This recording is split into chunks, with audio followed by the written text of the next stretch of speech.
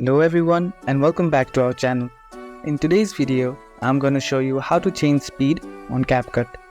So without any further ado, let's get into it. At first, open the CapCut app, create a new project or edit your existing project. Here, I'll create a new project. Choose the video that you want to edit. Now, I'll show you the speed of my video.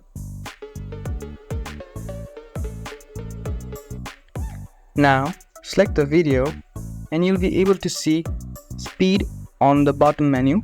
Click on it.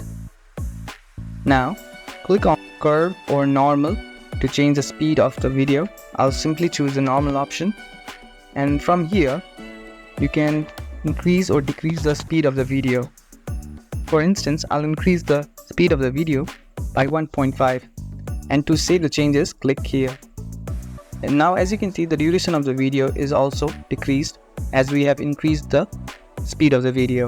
Now, to see the changes, click on play. You can see not only our video speed is changed but also the audio. And that's how you can change the speed on CapCut.